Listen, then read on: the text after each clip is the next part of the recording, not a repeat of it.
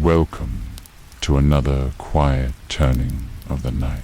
Tonight's story comes from behind a latticed window, where the moon leans gently against green silk and jasmine breath. It remembers a name whispered through gauze, a mirror without a frame, and the softness of sleep, worn like a crown. The night moves slowly here, across marble and wood-scented air, where waiting becomes prayer, and silence becomes power. Let yourself be still.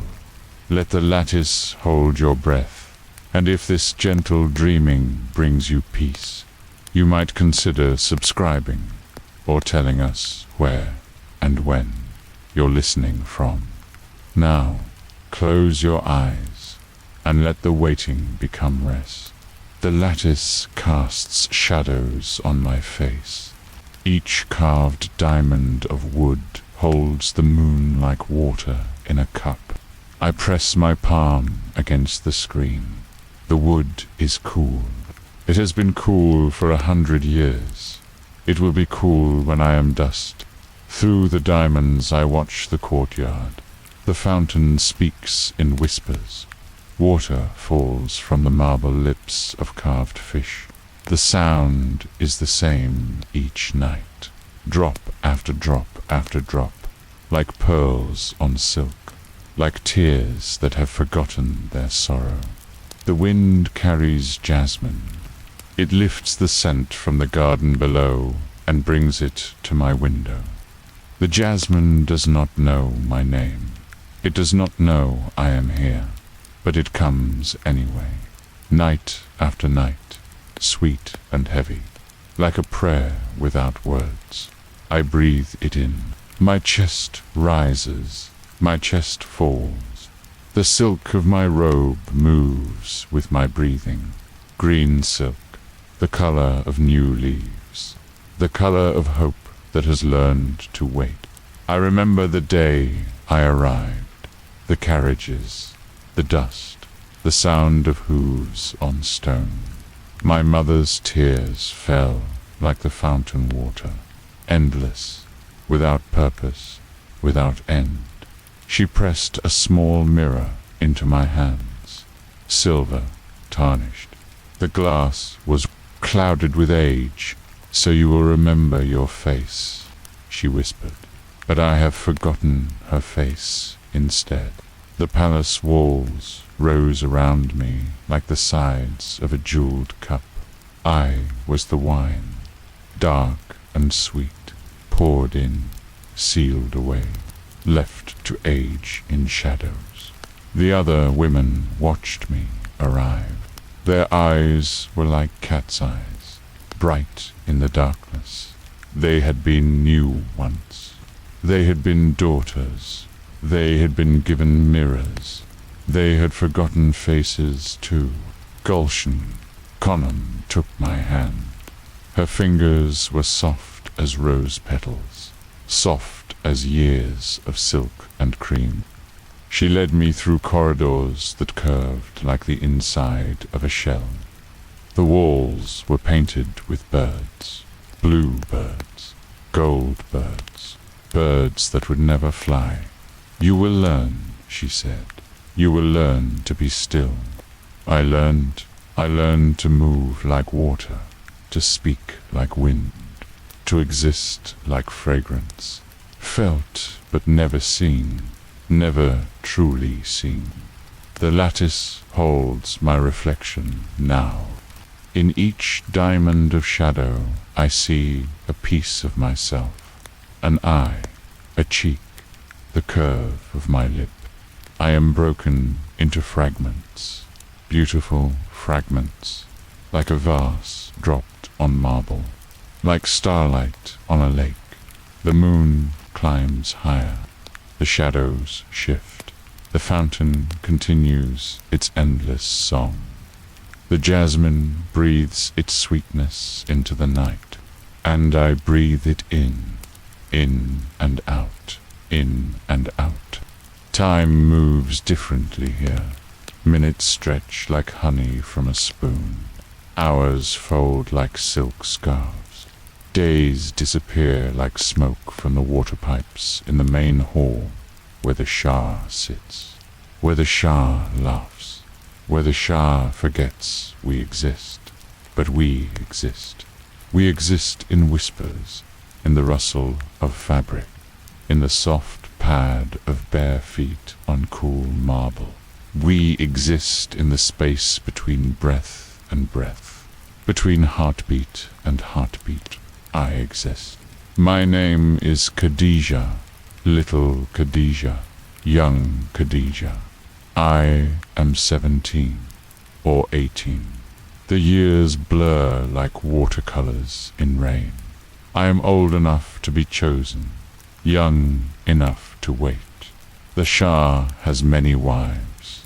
We are like jewels in a vast necklace, each one precious, each one separate, each one waiting for the moment when the light catches us just right, when we shine, when we are seen. Some shine often. Tazzle Sultani with her laugh like silver bells. Mariam Conham with her eyes like dark pools. They move through the palace like dancers, like flames. They know the weight of the Shah's gaze. They know the warmth of his attention. Others shine rarely. We are the dim pearls, the forgotten stones. We polish ourselves anyway. We perfume our hair. We paint our eyes with kohl. We wait in the shadows. Between bright moments, we wait and we dream. I dream often. In my dreams I am water. I flow through the palace gardens. I nourish the jasmine. I feed the fountain. I reflect the moon without breaking. In my dreams I am wind. I lift the curtains. I carry secrets from room to room. I know every corner, every prayer, every sigh. In my dreams I am light. I dance through the lattice. I paint patterns on the floor. I warm the faces of sleeping women. I am gentle, always gentle. But I wake each morning in silk, green silk, the same green silk. My hair spreads across the pillow like ink on water. My skin smells of rose water and sandalwood, the scents they rub into us each evening, the scents that mark us as the Shahs, as precious things, as kept things. The morning light comes slowly. It creeps through the lattice like a shy cat, first grey, then silver, then gold. The shadows retreat, the moon fades. The jasmine closes its petals to sleep, but the fountain never stops. Drop after drop after drop. The sound follows me through the day, through the ritual of bathing, through the combing of hair, through the choosing of silk, through the waiting, always the waiting. We wait in the gardens, we wait in the baths, we wait in the halls lined with mirrors. We wait while servants burn incense, while musicians play their gentle songs, while cooks prepare feasts we may never taste. We wait for the summons that may never come. The eunuchs bring messages, folded papers, sealed with wax. The whispernames, Goshan Hanon, Mario Hanon, Taj, O Sultani. The chosen women rise like flowers turning toward the sun. They disappear behind doors I have never seen opened. They return different, not changed in any way the eye can see, but different. They carry themselves like women who have been touched by light, like women who have been seen, really seen. I watch them from the corners of my eyes. I learn their secret smiles, the way they hold their hands, the way they breathe, as if the air itself tastes sweeter, as if they have been given a gift too precious to name. I want that gift. I want it the way flowers want rain, the way birds want sky, the way the fountain wants to flow. It is not desire. It is deeper than desire. It is need, the need to be chosen, the need to matter, the need to exist beyond the waiting. But I have learned patience. Patience is the first lesson of the harem. Patience is water wearing away stones. Patience is the moon crossing the sky night after night. Patience is breathing in and out,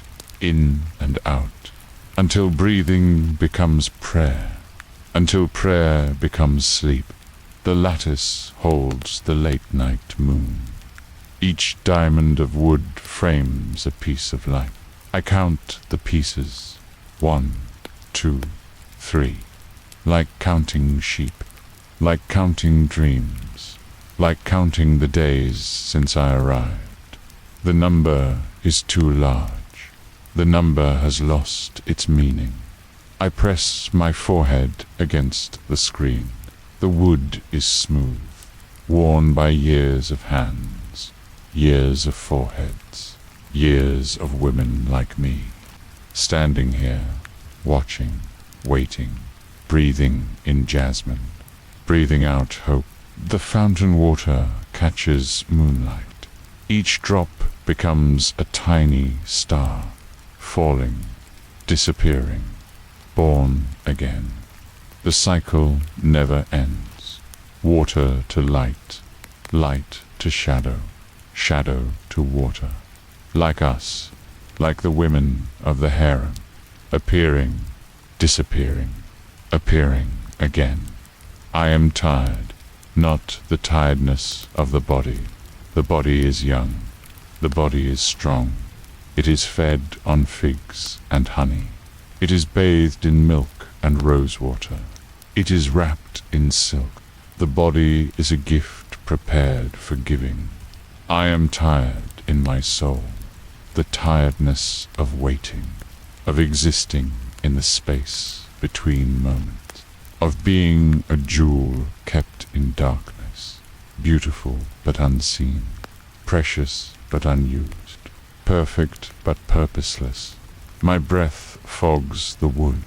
A small cloud appears and disappears, like my presence in this place. Here for a moment, gone the next, leaving no trace, no mark, no proof that I existed at all. But I do exist. I exist in the space between the lattice and the moon, in the pause between the fountain's drops, in the breath between one jasmine flower and the next. I exist in the margins, in the shadows, in the places where light has learned to be gentle. I exist in the waiting. The waiting has become a prayer. The prayer has become a meditation. The meditation has become sleep. Sleep that comes like silk over bare skin, like honey on the tongue, like moonlight through carved wood. My eyes grow heavy.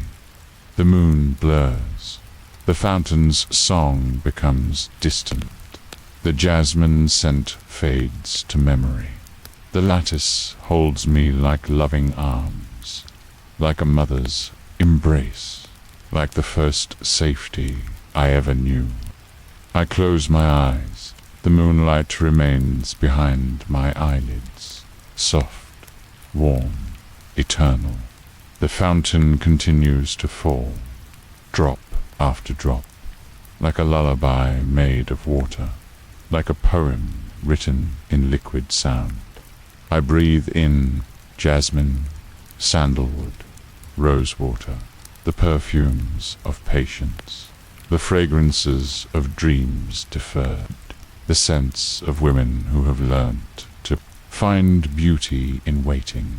I breathe out the day's small sorrows, the heart's quiet longings, the mind's endless questions. They flow out of me like silk scarves in wind, beautiful as they leave, light as they disappear. The lattice cradles my dreams. In each diamond of wood lives a different sleep, a different rest, a different peace. I am held by them all, supported by patience carved in wood, by moonlight filtered through time, by the endless love of women who wait. The palace sleeps around me, hundreds of women in hundreds of rooms, each one breathing, each one dreaming, each one waiting. We are the night song of the harem, the lullaby of the forgotten, the prayer of the patient. We are beautiful in our waiting, beautiful like the moon behind clouds, like water in darkness, like jasmine that blooms unseen. Our beauty is for ourselves, for each other, for the moments between heartbeats when we remember who we are. I am Khadijeh-jan. I am the watcher at the lattice, the dreamer in green silk, the breath between prayers. I am the small shadow that dances with moonlight. I am the quiet song the fountain sings. I am here. I am patient. I am ready to sleep. The moonlight fades to silver. The jasmine petals close. The fountain whispers its eternal song. And I let the waiting become rest. I let the patience become peace. I let the watching become sleep. Sleep comes like water through the lattice, gentle, inevitable, perfect. It fills the diamonds of wood with dreams. It transforms the carved screen into a doorway to rest, to peace, to the place where waiting women go when the moon tells them it is time. I step through. I leave the lattice behind. I leave the fountain. I leave the jasmine. I carry only the memory of moonlight, only the sound of falling water, only the scent of flowers that bloom in darkness. The book lies open on my lap. Its pages are the color of old cream. The edges are soft with handling. Someone has read this book many times. Someone has turned these pages with gentle fingers, with love. The words are Persian poetry. Hafez, the master of the ghazal. His verses flow like water over stones, like silk through fingers, like breath through sleeping lips. I read them slowly, each word a small prayer, each line a meditation. But it is not the poetry that holds me. It is what lives in the margins. In the white spaces beside the verses, someone has written notes, in a hand I know, in ink that has faded to brown, in words that seem meant for me alone. The Shah's handwriting. I would know it anywhere, from the few times I have seen it, on proclamations, on documents, on the rare letters that find their way to the women's quarters. His hand is strong, confident. The letters lean forward like a man walking into wind. But here, in the margins, his writing is different, softer, more careful, as if he knows these words will be read by eyes that matter, by someone who will understand, by a woman who waits in silk and shadows.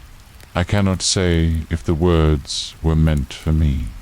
The book was found in a forgotten corner of the library, behind other books. wrapped in faded cloth, as if someone had hidden it, or saved it, or kept it, like a secret too precious to share. Gulshan Conham brought it to me. Her eyes were bright with mischief, with the joy of discovery. She pressed it into my hands like a gift, like a flower picked from a forbidden garden. "Perhaps it will interest you," she said. Her smile said more than her words. Her smile said, "Here is mystery. Here is possibility. Here is something to fill the empty hours between prayers." I carried it to my room. I sat by the window where the afternoon light falls like honey. I opened the cover. I began to read. The poetry was beautiful. Hafez always is. But the margins were alive. The first note appears beside a verse about waiting. Hafez writes, "The beloved keeps us waiting at the door." In the margin, the Shah has written, "But what of those who wait within? What of the beloved who also waits?" My heart stops, not from shock, from recognition, from the sudden understanding that I am reading words meant for someone like me, someone who knows the weight of waiting, someone who understands that the beloved and the lover can both be prisoners of longing. I read on. Each page reveals more treasures, more thoughts scribbled in brown ink, more glimpses into a mind I have never seen. The Shah, my Shah, thinking about love, about patience, about the spaces between desire and fulfillment. Beside a verse about roses, beauty that blooms unseen is still beauty. Beside a poem about nightingales, the caged bird's song is purest. It knows the value of each note. Beside a ghazal about wine, intoxication comes in many forms. The sweetest is anticipation. I read each note 3 times, 4 times, 5 times, until the words become part of my breathing, part of my heartbeat, part of the rhythm that carries me through the endless days of silk and waiting. The afternoon light fades. I light a small lamp. Oil flame dances behind glass. The light is golden, warm. It makes the pages glow like illuminated manuscripts, like prayer books, like love letters written in code. I turn each page slowly, carefully, as if the book might disappear if I read too quickly, as if the margins might empty themselves, if I do not show proper reverence, as if this is a miracle that requires gentle handling. Some notes are questions. Does the lover create the beloved? Or does the beloved create the lover?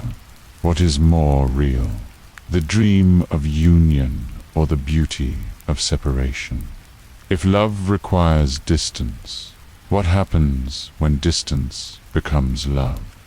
I do not know the answers, but I feel them in my body, in the way my heart speeds when I read certain words, in the way my breath catches when his handwriting loops and curls like dancing, in the way my skin warms as if touched by invisible hands. Some notes are observations. The gardener loves the rose, but he must not pluck every bloom. The moon is most beautiful when partly hidden by clouds. Perfection is not in having, but in yearning. These feel like confessions, like secrets told to paper because they cannot be told to flesh, like thoughts too dangerous for the audience hall, too intimate for the public squares, too true for anywhere but margins. I imagine him writing them late at night, by lamplight, in some private chamber I have never seen, his hand moving across the paper, his mind full of women like me, women who wait, women who beautify themselves for glimpses, women who love from shadows. Does he think of us when he writes? Does he wonder what we think, what we feel, what we dream in our silk-lined rooms? Does he know that we exist beyond our bodies, beyond our perfumed skin and hennaed hands, beyond the beautiful surfaces we present when summoned? I think he does. I think these notes are proof, evidence of a man who sees beyond the veil, who understands that beauty kept in darkness grows different roots, deeper roots, roots that drink from underground rivers of longing. The night deepens. The palace grows quiet. Distant sounds filter through the walls, laughter from the kitchens, music from the men's quarters, the eternal whisper of fountains. But here, in my room, there is only silence, only the book, only the dance of lamplight on pages. I read a poem about mirrors.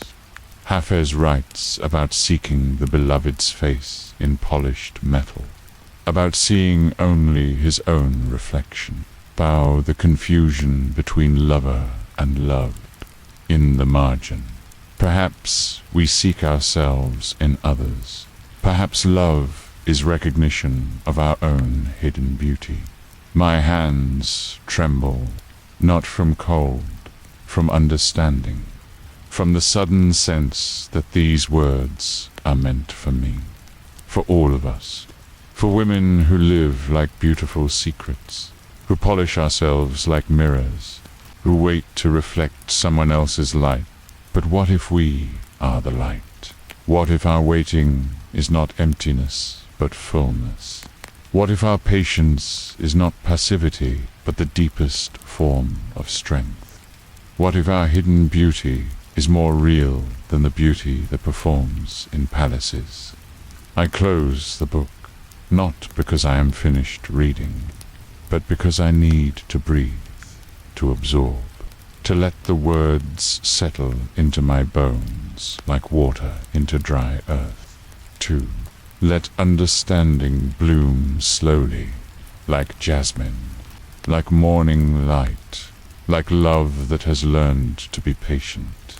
The lamp flame flickers, once, twice, then steadies, like my heart, like my breathing, like my new understanding of what it means to be beloved, not just desired, not just wanted, but seen, recognized, understood in the margins.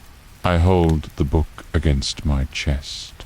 The leather is warm from my hands, from the heat of reading, from the fever of discovery.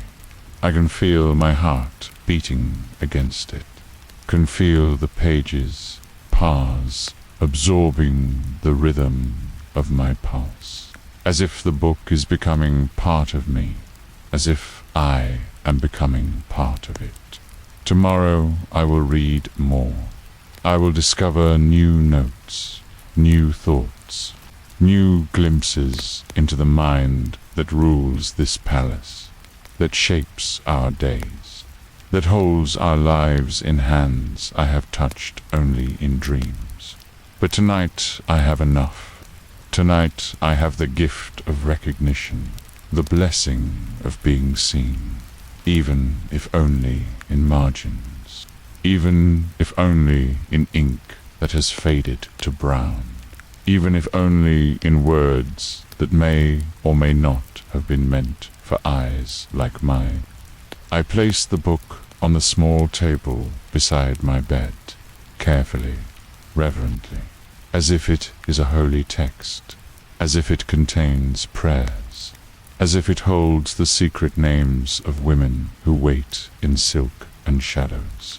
Perhaps it does. Perhaps every margin note is a prayer, every observation a blessing, every question a form of worship. Perhaps this is how powerful men love, in secret, in spaces between public words, in the white margins of their carefully constructed lives. I extinguish the lamp. The room fills with gentle darkness, with the familiar comfort of night. But something has changed. The darkness feels less empty, less like waiting, more like presence, as if the words I have read have filled the air with invisible companions. I am not alone.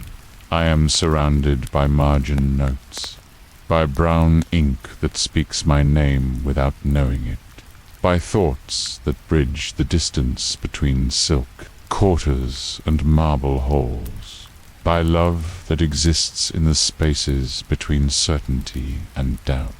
I lie down in green silk. The fabric whispers against my skin, cool and smooth, like water, like moonlight, like the touch of words I will never forget. My hair spreads across the pillow, dark against pale silk, like ink on paper, like verses waiting to be written. My body is tired, but my mind is awake, alert, full of new possibilities, full of questions that feel like prayers, full of understanding that tastes like honey, like wine, like the sweetest form of intoxication. I think about margins, about the spaces where real thoughts live, where honest feelings hide, where love learns to speak without being heard. We are all margins, we women of the harem. We are the white spaces around someone else's pew story, the places where private thoughts go to rest. But margins matter. Without margins, words crowd together. Meaning becomes unclear. Beauty has no room to breathe. Margins give space for reflection, for annotation, for the kind of love that grows in quiet places. We give space for reflection.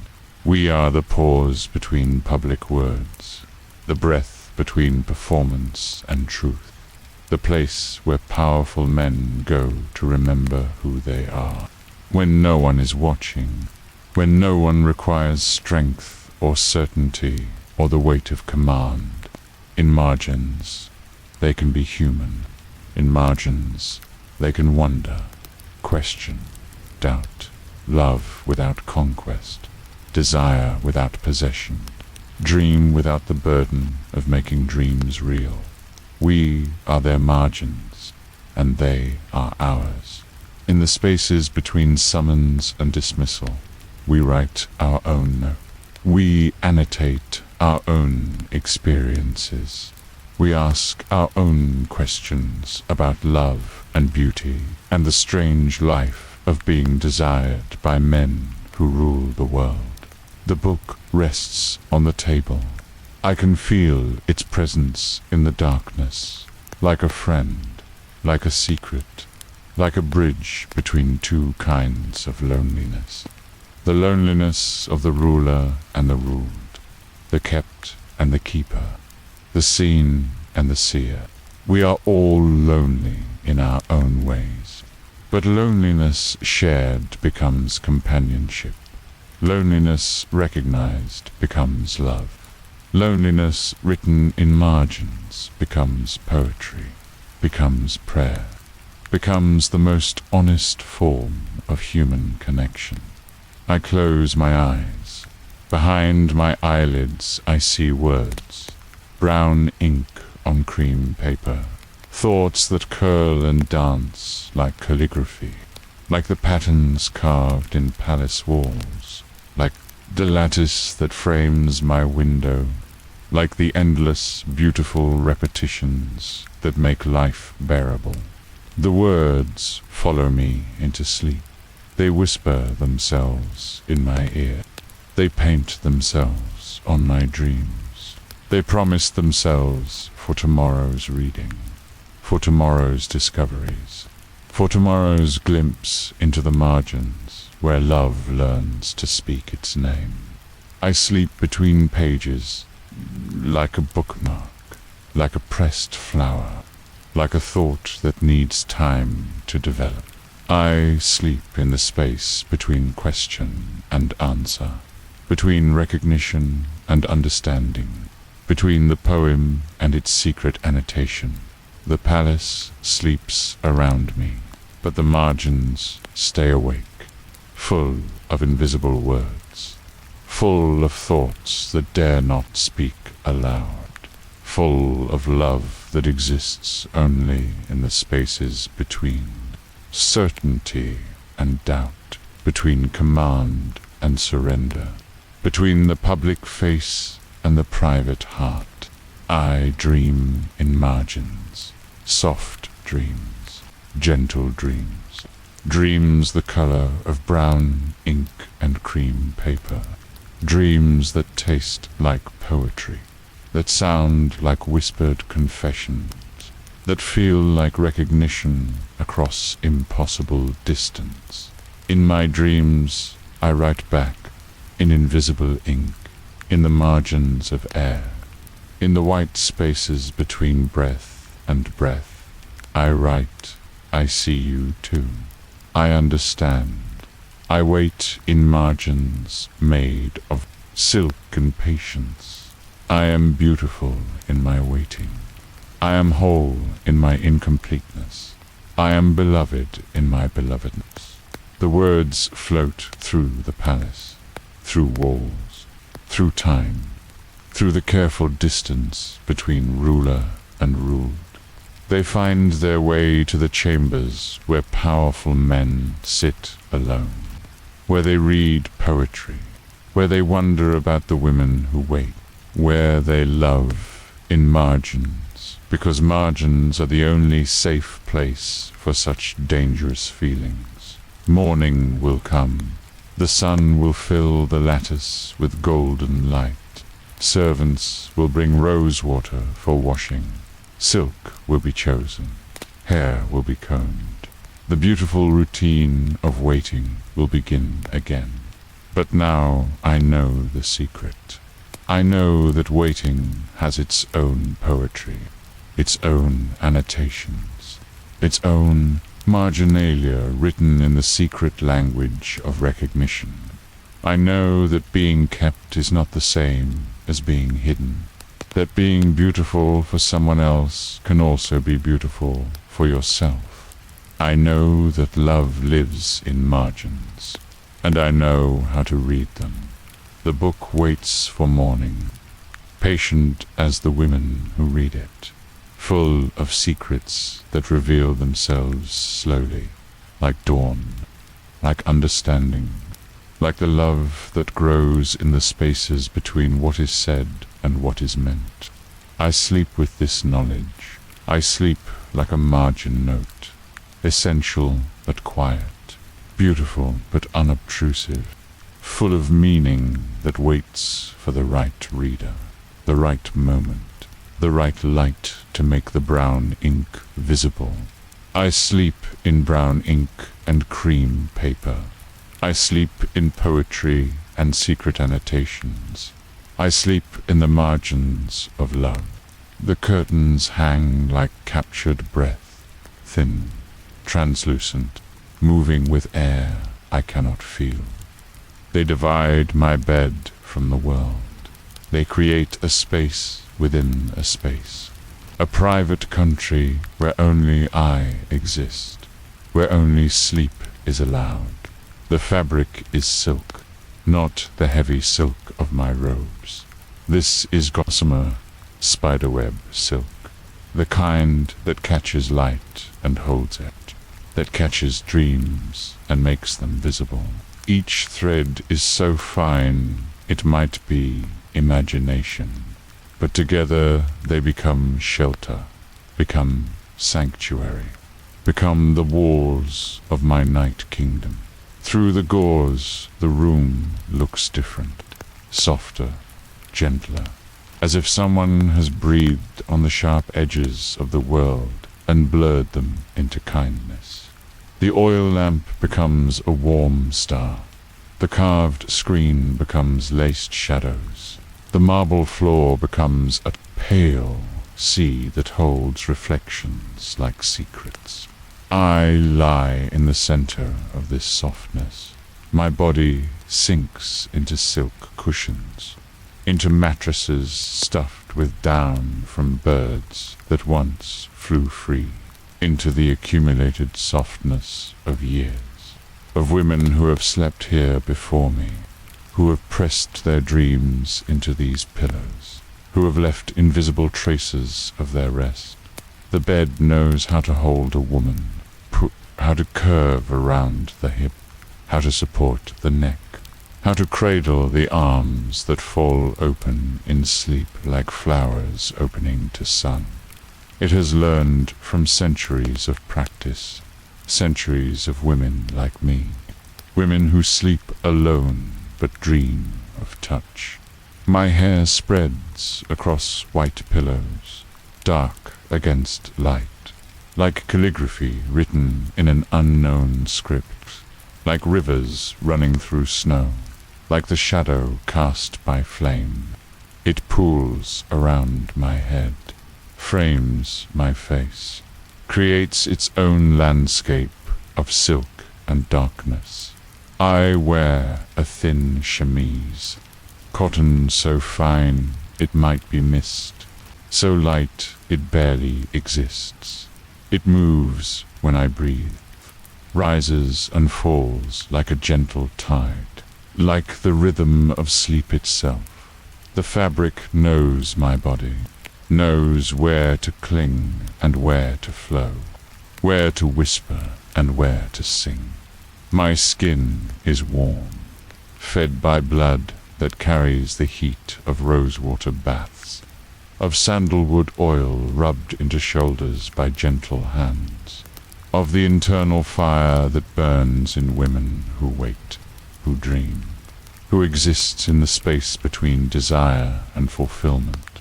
The warmth spreads through the gauze. It fills the curtained space like incense, like the breath of flowers, like the invisible presence of all the women who have warmed this bed before me. We are connected by temperature, by the shared heat of feminine dreaming, by the way silk holds memory in its fibers. Through the curtains I can see the moon, not directly, but its light filters through the lattice, through the window, through the gauze. By the time it reaches me, it has become something else. Not moonlight, but the memory of moonlight, the dream of illumination, the ghost of silver touching silk. The moon touches me slowly. First my feet, pale beneath thin cotton, then my legs, long and still, then my hands, folded like sleeping birds. The light moves up my body like a gentle tide, like a lover's caress, like the touch of someone who has all night to explore. I close my eyes and feel it, feel the light on my eyelids, warm and soft, feel it painting patterns on my cheek, feel it threading through my hair like fingers, like breath, like the whispered prayers of women who understand that beauty appreciated by moonlight is the deepest beauty of all.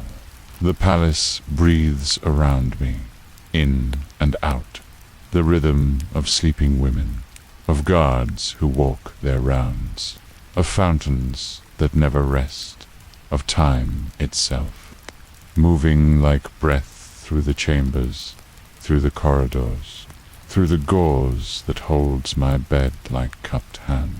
I breathe with it. My chest rises. The chemise rises with it, silk and cotton and skin moving together. creating small winds within the curtained space, winds that carry the scent of my body, rosewater and sandalwood, and the indefinable fragrance of dreams, preparing themselves for sleep. The scent of oud drifts through the gore. Someone is burning incense in a distant room. The smoke finds its way through corridors, through closed doors, through the silk that separates me from the world. It arrives like a prayer, like a blessing, like the breath of unseen women who tend the night fires of the palace. Oud is the scent of patience, of wood that has learned to burn slowly, to release its perfume drop by drop, year by year, the way we release our beauty, our love, our dreams, not all at once, but gradually, carefully, with the wisdom of things that know they are precious. I breathe it deeper. Let it fill my lungs, my blood, my dreams. Let it become part of the gauze that holds me, part of the moonlight that touches me, part of the silk that knows my body's secrets.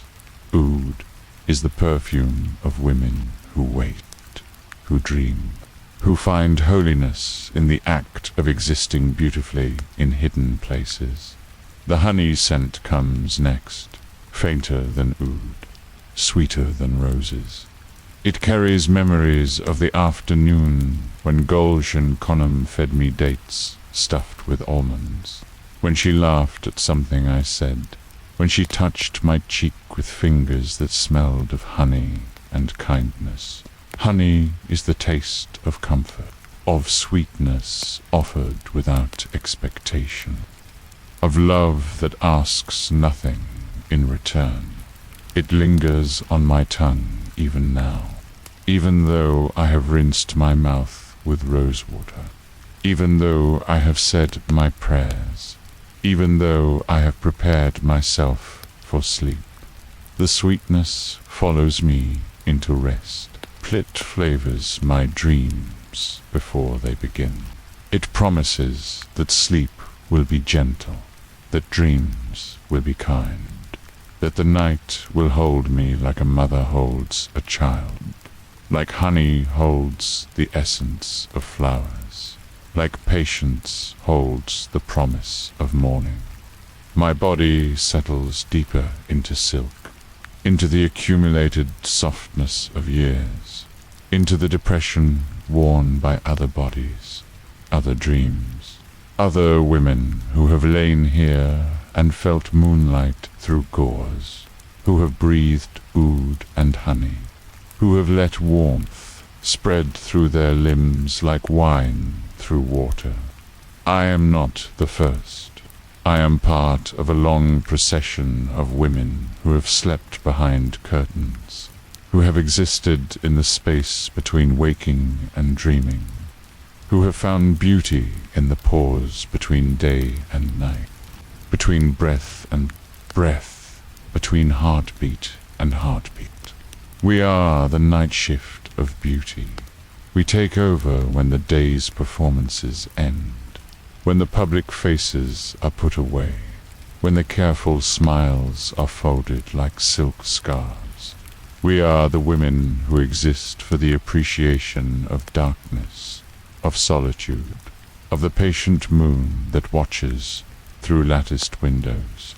The curtains stir, not from wind, but from the small movements of my breathing, from the heat rising from my skin, from the dreams that are beginning to gather like morning mist, like the promise of sleep that hovers just beyond consciousness. Each breath moves the gauze, in and out. The fabric dances. Silk threads catch moonlight and release it, catch my warmth and hold it, catch the moment between waking and sleeting and make it visible, make it holy. Make it worthy of the reverence we give to beautiful things. I watch the dance through half-closed eyes. The curtains move like prayers made visible, like the breathing of angels, like the veil between the world I know and the world I dream. They are neither solid nor empty, neither present nor absent. They exist in the space between certainties, the space where sleep lives. My eyelids grow heavy, not with tiredness, but with contentment, with the deep satisfaction of a body that knows it is safe, that knows it is warm, that knows it is beautiful even when no one is watching, especially when no one is watching. The moonlight grows softer, or perhaps my vision grows softer. Perhaps the approach of sleep is like looking through water, through silk, through the accumulated gentle darkness that gathers around women who have learned to find peace in waiting, to find rest in the pause between desire and fulfillment. I let my eyes close completely. The world behind my eyelids is warm, rose-colored, full of the gentle light that lives inside closed eyes, inside closed flowers, inside the secret chambers of the heart where the most precious dreams are kept. The gauze continues its dance. I can feel it even with my eyes closed. Feel the small winds it creates.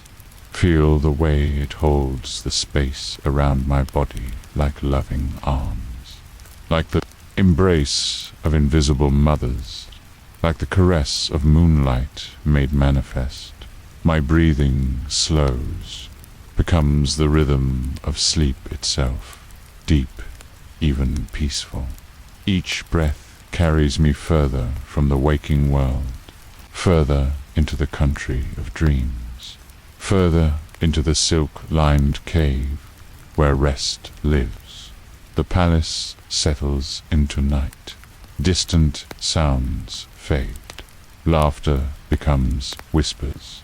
Footsteps become silence. Music becomes memory. The great machine of the palace winds down like a clock preparing for sleep, like a flower closing its petals, like the collective sigh of hundreds of women letting go of the day. But the fountains never sleep. Their sound continues, water falling into water, the eternal song that has played since the palace was built, since the first Shah commissioned gardens, since the first women came to wait behind latticed windows. The fountain song enters my dreams. It becomes the sound of my own blood flowing, of my heart beating its quiet rhythm, of the silk threads in the gauze whispering to each other, of time itself moving like water through the chambers of sleep.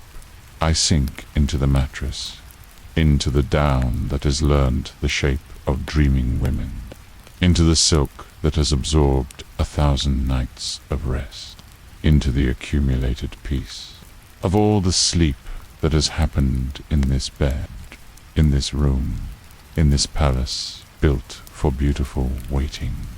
The heat of my body spreads through cotton chemise, through silk sheets, through the gauze that holds my private kingdom.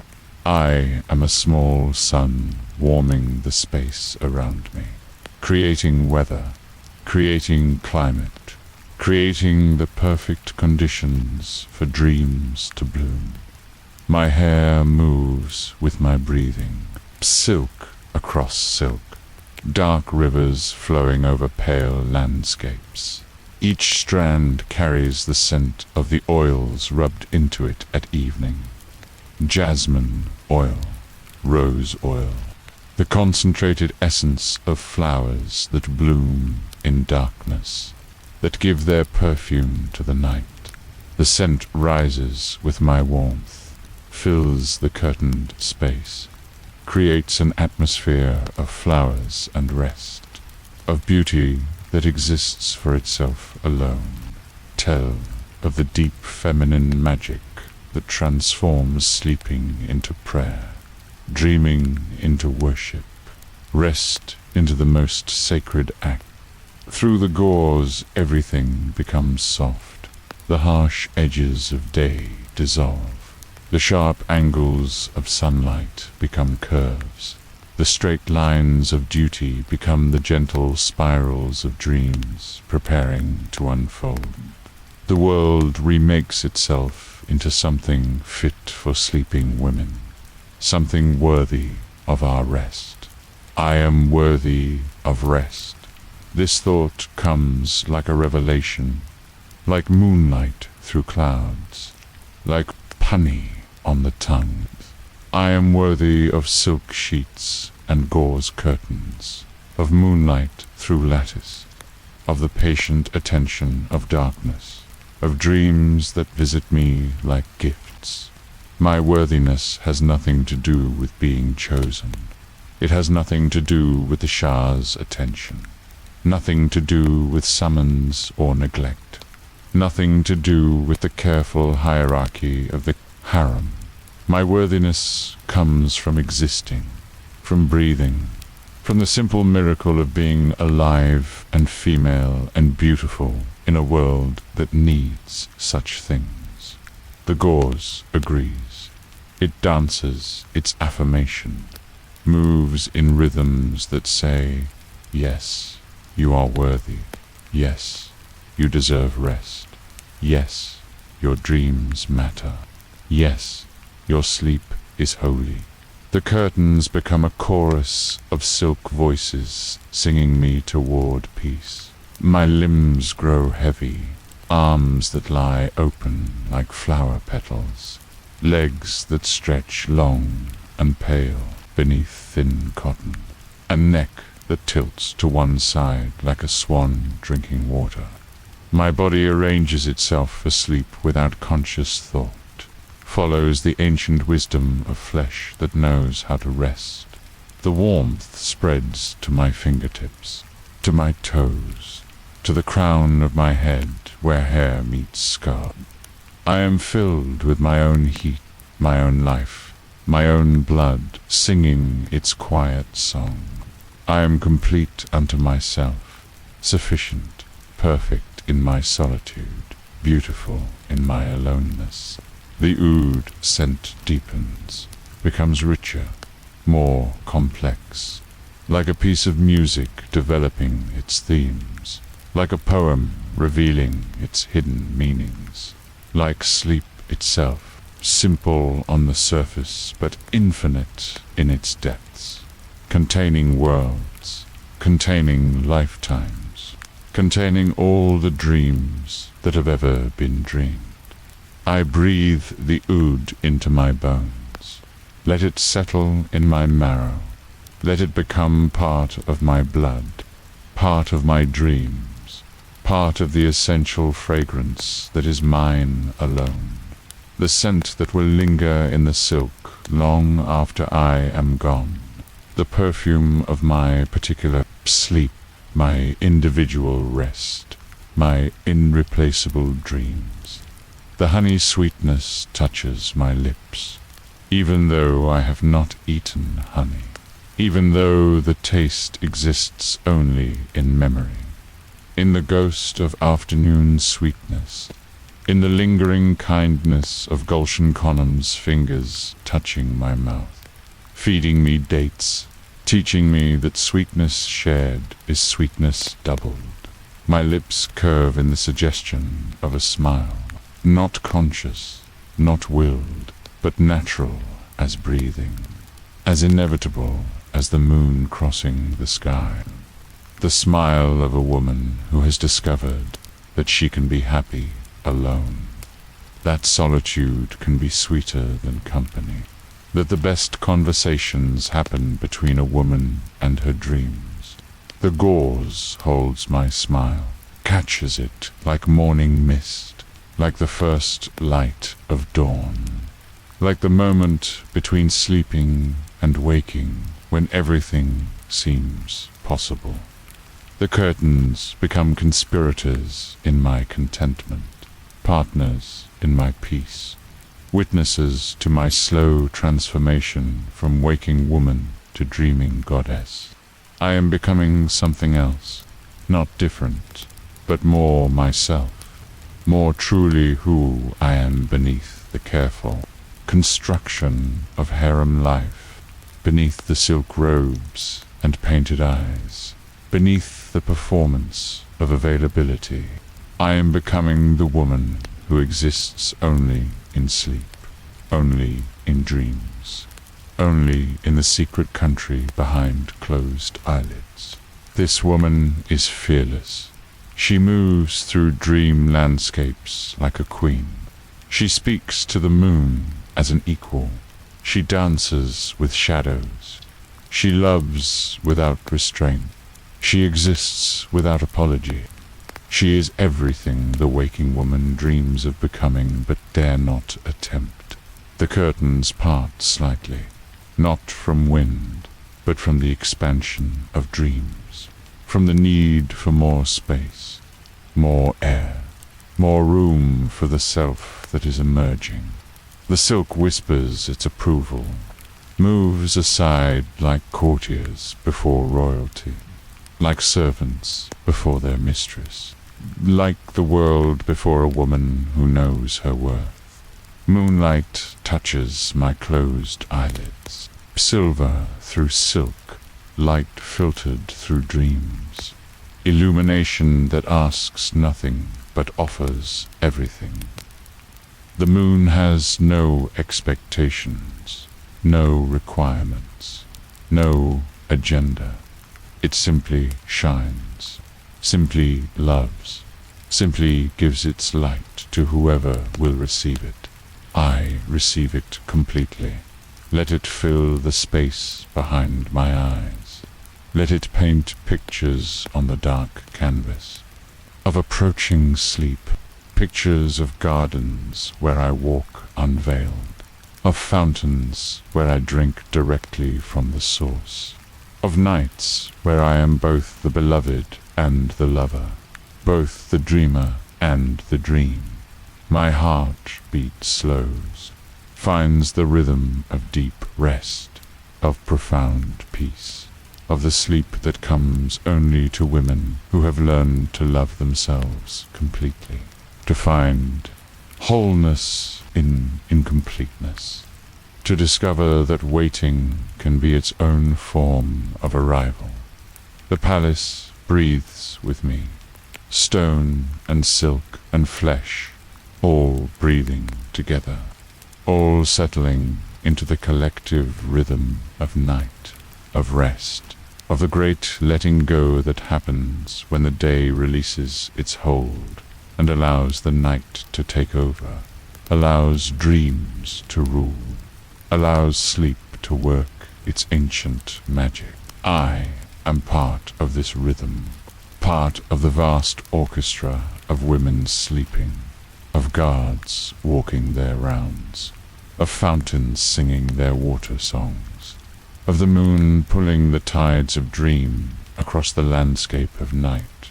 I am one note in an infinite symphony, essential, irreplaceable, perfect in my place. The gauze settles around me, no longer dancing, no longer stirring, but still peaceful, complete. The curtains have done their work. They have created the perfect conditions for sleep, for dreams, for the journey into the country where sleeping women go to remember who they really are. My breathing becomes whisper, so soft it barely disturbs the air, so gentle it could be mistaken for the sound of silk touching silk, of dreams touching reality, of the soul touching the edge of the infinite. I am dissolving into rest, into peace, into the beautiful nothingness that is everything. The warmth of my body becomes the warmth of the universe, spreading outward, touching the gauze, the pillows, the bed, the room, the palace, the world. I am a small star, warming everything around me, creating the climate for dreams, the atmosphere for rest, the perfect conditions for sleep to bloom. My last conscious thought is gratitude, for silk that knows my body, for moonlight that asks nothing, for gauze that dances, for warmth that spreads, for breath that slows, for the perfect alchemy that transforms a woman lying alone into a goddess preparing for dreams. I sleep like silk sinking into water, like moonlight melting into dawn, like breath becoming prayer, like the most natural thing in the world, like what I was born to do, like the reason beautiful women exist, to make sleep itself beautiful. The gauze continues its gentle watch, moving with air currents I cannot feel, breathing with rhythms I cannot hear, dancing to music that exists only in the space between sleeping and dreaming. The curtains have become the walls of my dream country, the borders of my night kingdom, the loving arms that hold me while I sleep. Through the silk the world looks like paradise, soft, gentle, perfect. The harsh edges of reality have been smoothed away. The difficult questions have been answered. The impossible longings have been fulfilled. I have found the place where everything makes sense, where every woman is beloved, where every dream comes true. I sink deeper into silk, into down, into the accumulated rest of centuries, into the collective dreams of all the women who have ever slept beautifully, who have ever made rest into art, who have ever discovered that sleeping alone can be the deepest form of love. The honey scent follows me into dreams, sweet and golden, like liquid sunshine, like the taste of contentment, like the flavor of dreams that know they will be remembered, that know they matter, that know they are beautiful enough to change the dreamer forever. My dreams taste like honey, like oud smoke, like moonlight made edible, like the essential sweetness that lives at the center of patient waiting, at the heart of beautiful solitude, at the core of sleep that has learned to love itself. I dream in silk and gauze. I dream in warmth and moonlight. I dream in the rhythm of my own breathing, in the sound of my own heartbeat, in the perfect climate created by a woman who has learned to be complete unto herself, sufficient, whole, beautiful in her sleeping. The curtains hold my dreams, catch them like morning dew, like the first flowers of spring, like prayers made visible. The gauze becomes the keeper of my night visions, the guardian of my rest, the witness to the transformation that happens when a woman learns to sleep like a goddess. I am divine in my sleeping, sacred in my solitude, holy in my aloneness. The bed has become an altar.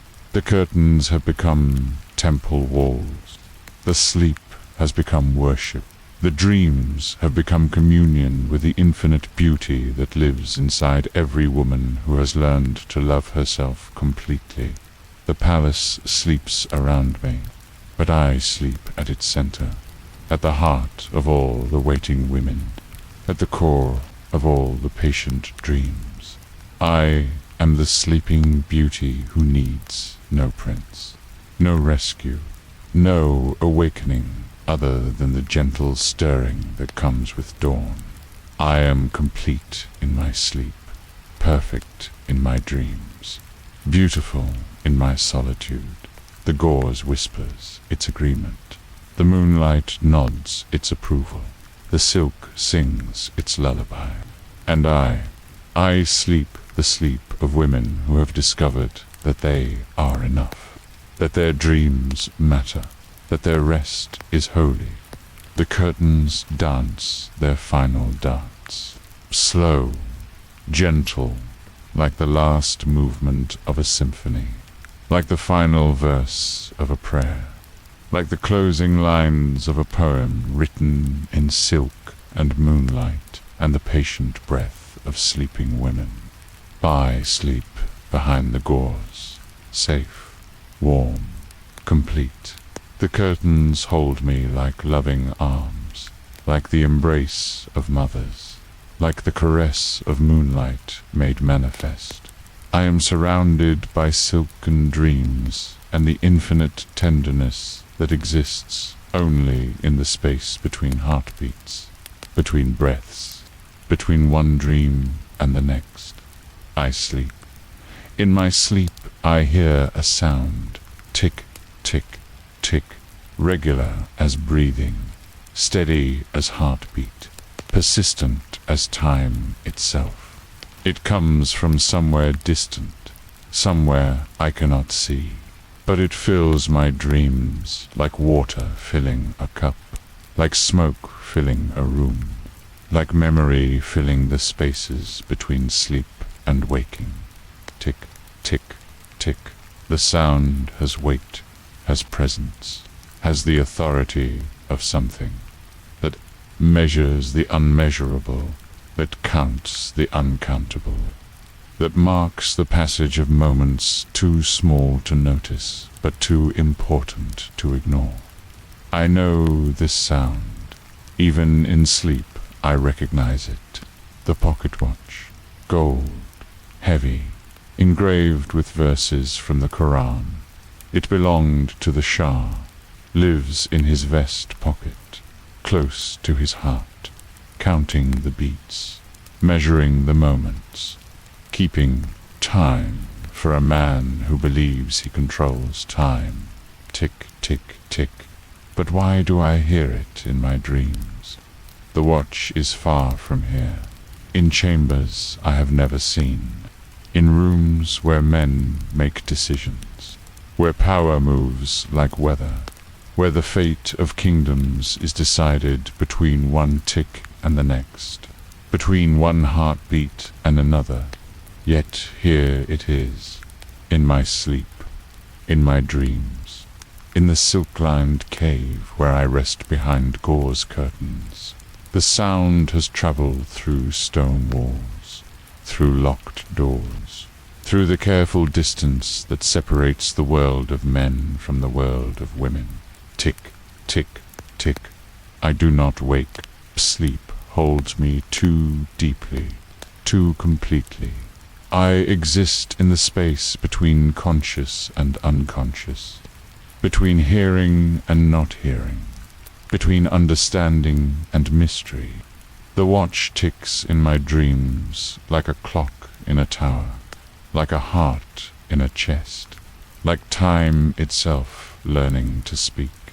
In my dream I see it, gold catching lamplight, hands moving with infinite patience, numbers, bark in hours that feel like years, like lifetimes, like the slow evolution of women who wait, who measure their lives not in days but in heartbeats, not in years but in the space between one tick and the next. The watch sits on a table, mahogany polished to mirror brightness, reflecting the gold, doubling the light, creating the illusion of two timepieces when there is only one, like the illusion of power, of control, of the belief that time can be owned, possessed, commanded, but time owns us all. Time owns the Shah who carries the watch. Time owns the women who wait for his attention. Time owns the palace that houses us all. Time owns the dreams where watches tick and women sleep, and the distance between power and powerlessness grows smaller with each measured moment. Tick, tick, tick. The sound grows louder, not in volume, but in presence, in significance, in the way important sounds do when they carry messages we are not yet ready to understand. The ticking fills my dream like prophecy, like warning, like the sound of change approaching on feet too quiet to hear. I see the Shah's hand reaching for the watch, his fingers long, elegant, heavy with rings, close around the gold case. He lifts it, studies the face, reads the time as if it holds secret, as if the position of the hands can tell him more than mere hours and minutes. His face is troubled. Even in my dream I can see it, the lines around his eyes, the tension in his jaw, the way he holds his mouth when decisions weigh on him like stones. He is reading more than time in that watch face. He is reading fate, destiny, a countdown to something he cannot name but cannot ignore. Tick, tick, tick. The sound echoes in the dream chamber, bounces off walls I cannot see, reflects from mirrors that exist only in sleep, creates rhythms within rhythms, heartbeat, breath, tick, blood flow, dream time, real time, all measured, all counted, all moving toward something inevitable. The Shah replaces the watch in his pocket, but the ticking continues, muffled, now hidden, but still present, still counting, still marking the passage of moments that feel charged with significance, with a weight of change, with the pressure of events gathering like storm clouds on horizons too distant to see clearly. In my dream, the palace shifts, subtly, almost imperceptibly, the way buildings settle, the way foundations adjust to new pressures, the way stone accommodates itself to forces it cannot resist. Walls breathe, floors sigh, ceilings expand and contract like lungs. The women feel it too. Even in sleep we sense the change. Our dreams grow restless, uncertain, full of questions we cannot articulate, full of answers we do not want to. Here we turn in our beds, murmur in our sleep, reach for comfort that exists only in the space between one tick and the next. Tick, tick.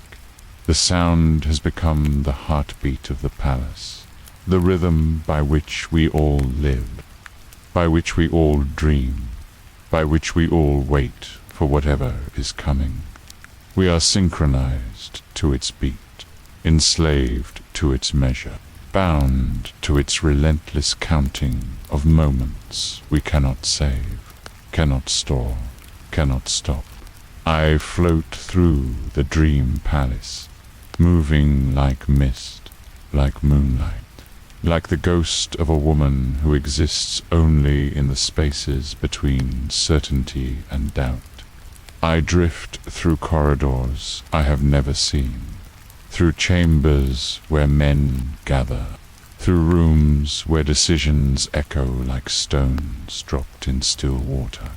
The men are talking, their voices blend into whispers, into murmurs, into the sound wind makes when it carries secrets. I cannot understand the words, cannot distinguish one voice from another, but I feel the urgency, the tension, the weight of events that require choices, decisions, actions that will change everything.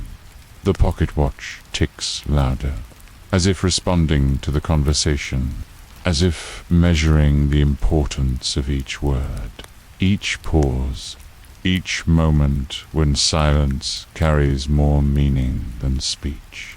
The watch becomes the conductor of an orchestra I cannot see, the keeper of time that refuses to be kept. Then I hear it, by a sound that does not belong, that breaks the rhythm, that shatters the careful measure of tick following tick, a sound like thunder, like the world breaking, like the end of something and the beginning of something else. A gunshot, sharp, final, absolute. It cuts through the dream like a blade through silk, like lightning through darkness, like the moment when patience ends, change begins. The sound echoes through the palace, through my dreams, through the careful distance between sleeping and waking. The ticking stops for one moment, one infinite, eternal moment. There is silence, complete, perfect, terrifying. The absence of sound becomes more profound than sound itself, more significant, more real. The quiet that follows violence, that follows endings, that follows the moment when everything changes forever. Then the ticking resumes, but different now, changed, as if the watch has learned something new, as if time itself has been altered by what has passed. The rhythm is the same, but the meaning is different. Each tick now marks not just the passage of time, but the passage from one world to another. In my dream I understand, without words, without explanation, without the kind of knowledge that comes through hearing or seeing. I understand that something fundamental has shifted, that the palace will never again be what it was, that we, all of us who live in silk and shadows, will wake to a different world. But I do not wake. Sleep holds me like protective arms, like the embrace of mothers who shield children from difficult truths, like gauze curtains that filter harsh light into gentle illumination. I remain in the country of dreams, where understanding comes slowly, where change happens gradually, where shock transforms itself into acceptance. The watch continues its count, tick, tick, but each sound now carries the weight of after, of consequence, of the way time divides itself into before and after, into what was and what will be, into the world we knew and the world we must learn to inhabit. I see the Shah's chambers, empty now, the chair where he sat pushed back from the desk, papers scattered like fallen leaves, the pocket watch lying open on mahogany wood, its face reflecting lamplight, its hands frozen at the moment when time stopped and started again, when everything changed and nothing changed, when the world learned to exist without its center. The women begin to stir, not waking, but shifting in their sleep, responding to vibrations they cannot name. Two changes in the air, in the pressure, in the invisible currents that connect all living things. We are like flowers sensing approaching dawn, like birds feeling the pull of distant migrations, like water knowing it must find new channels. But we do not wake, we sleep deeper, longer, as if rest has become our refuge, our resistance, our way of refusing the new world that waits beyond our curtains, beyond our silk-lined chambers, beyond the careful boundaries of the only life we have ever known. The palace settles around us, adjusting to new realities, to different pressures, to the absence of the gravity that once held everything in place. Walls shift, floors creak, ceilings sag under the weight of change, but the structure holds. The foundation remains. The shell of our world persists, even as its heart stops beating. Tick, tick, tick. The sound follows me deeper into sleep, into dreams within dreams, into the recursive loops of rest that refuse ending. The watch has become my companion, my guide through the landscape of sleep, my reminder that time continues even when the world stops, that moments pass even when nothing seems to change. I dream of morning, but a different morning, a morning without summons, without the careful choreography of harem life, without the possibility of being chosen, a morning that belongs entirely to us. To the women who wait, who have learned to exist beautifully in the spaces between attention and neglect. In this dream morning we are free, not released, not rescued, but free in the way sleeping women are free.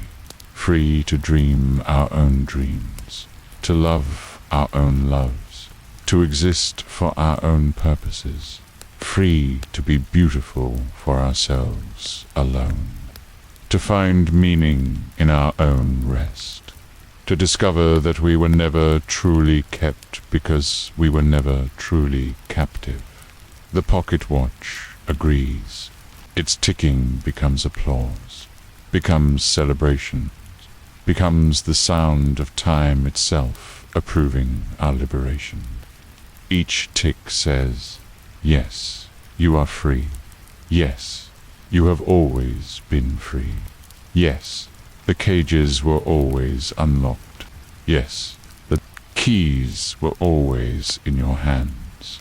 But I do not need the watch's permission. I do not need time's approval. I do not need the validation of moments measured and counted and found sufficient.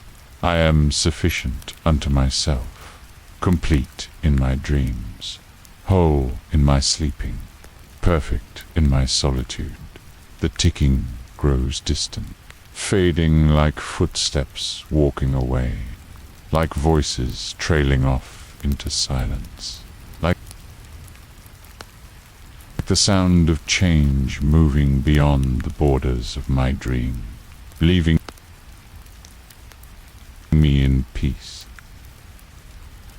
in rest, in the gentle country where sleeping women go to remember their power. I sink deeper into silk, into down, into the accumulated dreams of centuries, into the collective rest of all the women who have ever slept beautifully, who have ever made peace their rebellion, who have ever discovered that the deepest freedom comes not from moving but from choosing to be still. The palace breathes without the Shah, inhales, exhales, finds its own rhythm, its own heartbeat, its own reason for existing. The walls remember their purpose. The gardens remember their beauty. The fountains remember their songs. We are all learning to exist without the center that once defined us, and we are succeeding. We are discovering that we were never dependent on the gaze that sometimes fell upon us, never diminished by the attention that sometimes passed us by, never less real during the long hours when we existed only for ourselves, only in ourselves, only as ourselves. The watch ticks in some distant room, counting moments that no longer count toward anything, measuring time that no longer measures anything, keeping track of hours that no longer matter to anyone. It has become purposeless, functionless, a beautiful decoration that serves no master. Like us, we have become purposeless in the most beautiful way, freed from the function of being desired, from the role of being chosen, from the meaning that came from mattering to someone else. We exist now for the pure pleasure of existing, for the simple joy of being beautiful women who sleep in silk and dream in moonlight. I smile in my sleep, not from happiness exactly, but from recognition, from the deep satisfaction of understanding something important, something that changes everything without changing anything, something that makes the old world disappear and the new world appear without any movement at all. The ticking has become a lullaby, gentle, rhythmic, comforting. The sound that once marked urgency now marks peace. The rhythm that once counted toward something now counts toward nothing, toward the beautiful nothingness that is everything, toward the perfect emptiness that is fullness. I sleep in the sound. Let it fill my dreams like water filling a fountain, like breath filling lungs, like contentment filling the space between one heartbeat and the next. The watch can tick forever. Time can pass without purpose. Moments can accumulate without meaning. I am beyond measurement, beyond counting, beyond the authority of time itself. I exist in the eternal now of sleeping women, in the infinite present of dreams that never end, in the timeless space where beauty needs no witness, where love needs no objects, where peace needs no reason. The palace learns to sleep without its king, room by room, chamber by chamber, corridor by corridor. The building settles into the rhythm of women who have discovered their autonomy, their sufficiency, their ability to create meaning from their own rest, their own dreams, their own beautiful existence. We are the new heartbeat of the palace, the collective pulse of women who sleep freely, who dream wildly, who exist completely. Our breathing becomes the building's breathing. Our dreams become its dreams. Our peace becomes its peace. The pocket watch ticks in empty chambers, faithful, persistent, purposeless, beautiful in its uselessness. Like us, like the palace, like the whole careful world that once revolved around a center that no longer exists. We are all purposeless now, all beautiful, all free to be exactly what we are, nothing more, nothing less, nothing other. The sound follows me toward dawn, but dawn without urgency, without the pressure of performance, without the weight of possibility or the burden of hope. Dawn that belongs to sleeping women, that serves no master, that answers to no authority but the gentle insistence of light. I sleep toward this dawn, peaceful, complete, surrounded by the ticking that has become blessing, by the time that has become timeless, by the watch that has learned to serve sleep instead of waking, dreams instead of reality, rest instead of restlessness. Tick, tick, the sound of freedom, the rhythm of autonomy, the heartbeat of women who have discovered they were never kept because they were always keeping themselves. I sleep in this discovery. I sleep in this freedom. I sleep in the eternal ticking of time that no longer matters. And I am perfect in my sleep. I sleep like the palace sleeps, deep, dreamless, complete. I sleep like jasmine sleeps, fragrant, secret, faithful to the night. I sleep like water sleeps, flowing, peaceful, eternal. The lattice holds the empty window. The moon continues its journey. The fountain speaks to itself. The jasmine dreams of morning light. And I sleep the sleep of women who have learned that waiting can be beautiful, that patience can be prayer, that rest can be the deepest form of love. The wind stirs the curtains. Silk moves like breathing, like sighs, like the soft sound of women turning in their sleep. The palace breathes with us, in and out, in and out, a rhythm old as time, a song without words, a prayer that never ends. I sleep in the heart of it, safe, still, complete.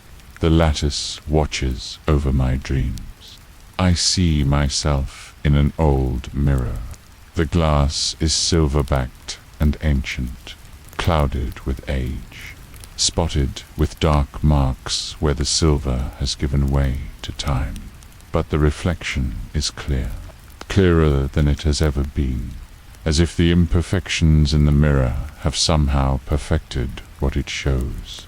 The frame is broken. Once it was carved wood, intricate, beautiful, painted with gold leaf, that caught light and threw it back in glorious confusion. But pieces have fallen away, corners have cracked, the gold has flaked like old skin. Now the mirror exists without boundaries, without borders, without the careful limits that once contained what it could show. I stand before this frameless glass, my feet bare on cool marble, my hair loose around my shoulders like dark water, like ink spilled in moonlight, like the shadow cast by flame. I wear a simple white chemise, cotton so fine it might be mist, so light it barely exists, so pure it seems to glow. I glow, not from external light, but from something inside, something that has been growing in the darkness, in the waiting, in the long nights of sleeping, behind gauze curtains, in the patient years of existing beautifully in hidden places. The light comes from within, from the center, from the place where souls learn to shine. The mirror shows me truly, not as the harem sees me, not as the world expects me to be, not as I have learned to appear, but as I am, as I have always been beneath the silk and perfumes, beneath the careful performance of availability, beneath the beautiful mask of waiting. I am radiant. The light spreads from my skin like dawn across water, like fire through silk, like the moment when understanding blooms in darkness. I am illuminated from within, lit by my own recognition of myself, by my own love of who I see in this honest glass. The broken mirror holds me completely, without frame to limit, without borders to constrain, without edges to define where I end and the reflection begins. I exist in infinite space, boundless, limitless, free to be exactly as large as I choose to be, as bright as I dare to become. My reflection smiles, and I realize I am smiling too.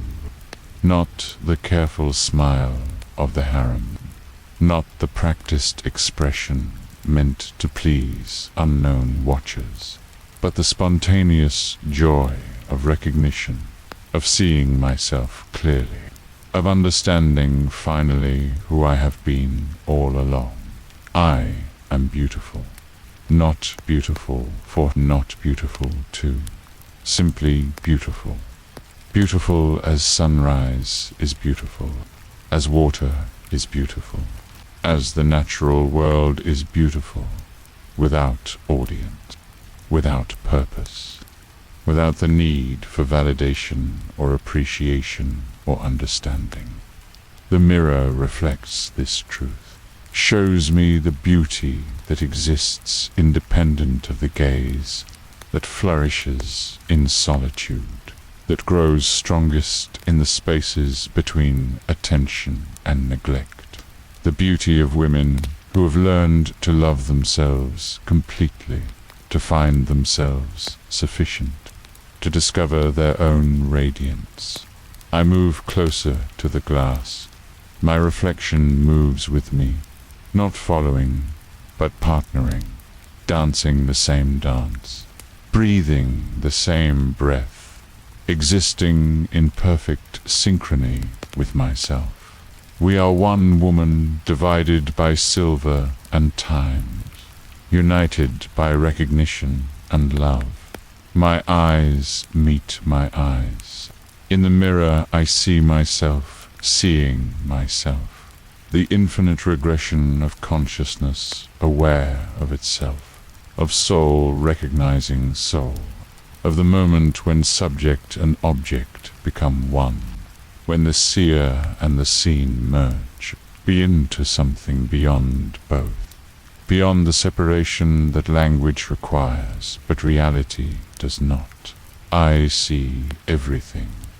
The girl who arrived in carriages and dust, the woman who learned to move like water, the dreamer who found poetry in margins, the sleeper who discovered freedom in silk and gauze, the watcher who counted moonlight through latticed windows, all of them, all of me, all existing in this single moment of perfect seeing.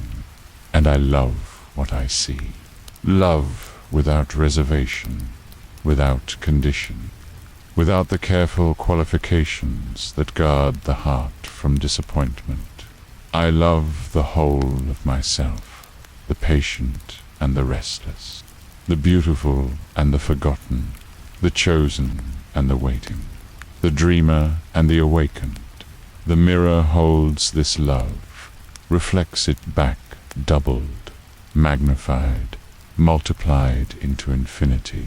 Love reflecting love until the glass becomes a fountain of pure self-recognition, of absolute acceptance, of the most profound homecoming.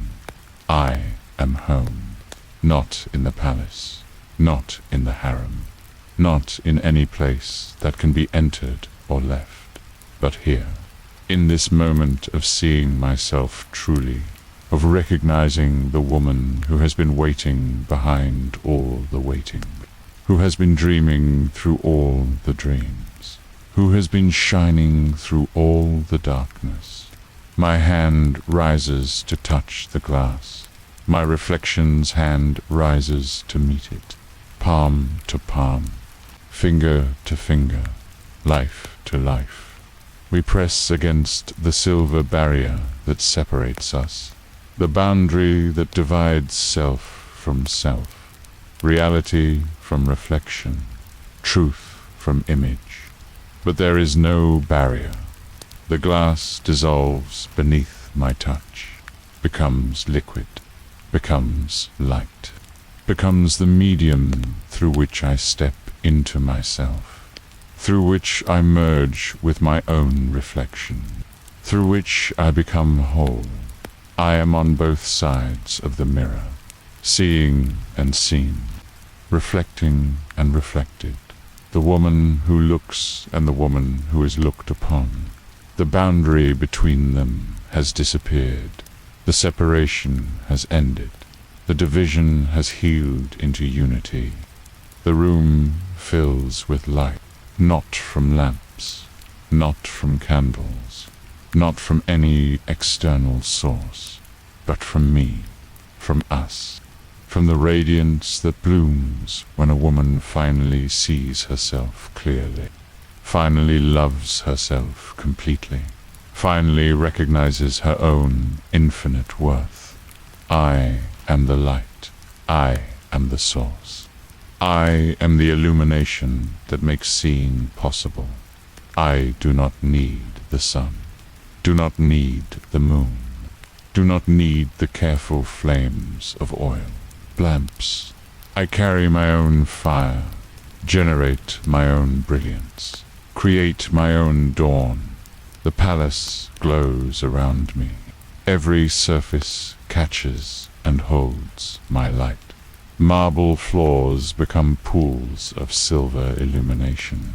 Silk curtains become prisms that break my radiance into rainbows. Carved screens become lace patterns of light and shadow that dance across walls like living calligraphy. Other women begin to stir, not waking, but dreaming differently, dreaming brighter, dreaming with the enhanced vision that comes when one woman discovers her light and shares it. My illumination spreads through the corridors, through the chambers, through the secret networks that connect all sleeping women. They begin to glow, one by one, room by room, dream by dream, each woman finding her own light, her own radiance, her own perfect reflection in the frameless mirror of self-recognition. We become a constellation of sleeping beauties, each one a star, each one sufficient, each one complete. The harem transforms, no longer a place of keeping, but a place of keeping ourselves, a sanctuary of self-love, a temple of women who have learned to the dreams